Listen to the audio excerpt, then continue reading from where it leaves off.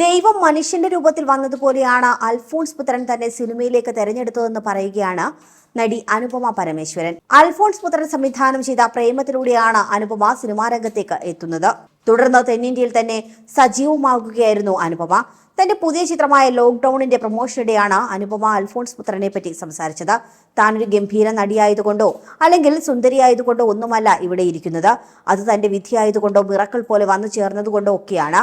Lockdown സിനിമയിൽ ഒരു ഡയലോഗുണ്ട്, ദൈവം മനുഷ്യരൂപേണയെന്ന്. അതുപോലെ അൽഫോൺസ് പുത്രൻ തന്നെ തിരഞ്ഞെടുത്തത് എന്തോ തലവരെയാണ്. അങ്ങനെ നടന്നു എന്ന് മാത്രമെന്നാണ് അനുപമയുടെ വാക്കുകൾ. പിന്നെ ഓരോ ചിത്രങ്ങളിലേക്ക് ആളുകൾ വിളിക്കുന്നതും ആ ഭാഗ്യത്തിന്റെ ഭാഗമായാണ്. താൻ അഭിനയിച്ച് തകർത്തു എന്നൊന്നും പറയാനില്ല. ആളുകൾക്ക് തന്നെ റിലേറ്റ് ചെയ്യാൻ പറ്റി എന്നതാണ് വാസ്തവം. ഏതോ ഭാഗ്യത്തിന്റെ ഭാഗമായിട്ട് ഇങ്ങനെ പോകുന്നു എന്ന് മാത്രം. തനിക്ക് ചെയ്യാവുന്നതിന്റെ 50% പോലും താൻ കൊടുത്തിട്ടുണ്ടെന്ന് തോന്നുന്നില്ല. ചാലഞ്ച് ചെയ്യുന്ന ചിത്രങ്ങൾ ഇനിയും വരണമെന്നാണ് അനുപമ പറയുന്നത്.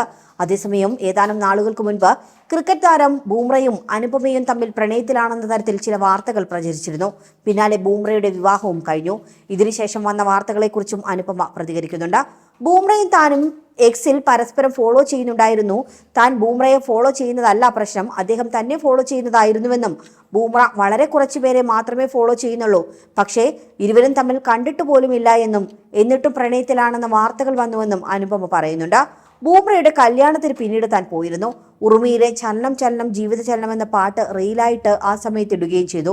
പക്ഷേ തെലുങ്കു മാധ്യമങ്ങൾ അതിനെ ഡിപ്രഷൻ സോങ് ആക്കി മാറ്റിയെന്നും അനുപമ പറയുന്നു.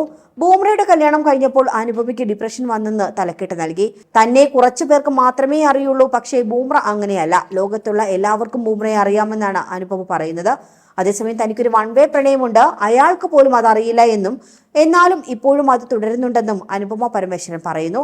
ഒരു ഓൺലൈൻ മീഡിയയ്ക്ക് നൽകിയ അഭിമുഖത്തിലായിരുന്നു അനുപമ ഇക്കാര്യങ്ങൾ തുറന്നു പറഞ്ഞത്. അതേസമയം ലോക്ക്ഡൌൺ എന്ന ചിത്രമാണ് അനുപമയുടെ പുതിയ സിനിമ. ലൈക്ക പ്രൊഡക്ഷൻസിന്റെ ബാനറിൽ സുഭാസ്കരൻ നിർമ്മിക്കുന്ന ചിത്രം ARGV ആണ് സംവിധാനം ചെയ്തത്.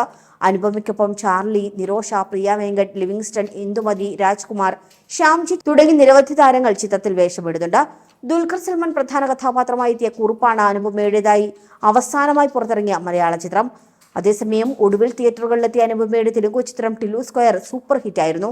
ആഗോള ബോക്സ് ഓഫീസിൽ നിന്നും 125 കോടി നേടിയ ചിത്രം മാലിക്രാമാണ് സംവിധാനം ചെയ്തത്. തിയേറ്റർ റൺ അവസാനിപ്പിച്ച് ചിത്രം ഏപ്രിലിൽ OTT-യിലും റിലീസ് ചെയ്തിരുന്നു. തമിഴിൽ അനുപമ പരമേശ്വരന്റേതായി എത്തിയ ഒടുവിലത്തെ ചിത്രം സൈറൺ ആണ്. ജയൻ രവിയാണ് ചിത്രത്തിൽ നായകനായെത്തിയത്. കൂടുതൽ വാർത്തകൾക്കായി B4 Blaze ഫോളോ ചെയ്യൂ, സബ്സ്ക്രൈബ് ചെയ്യൂ.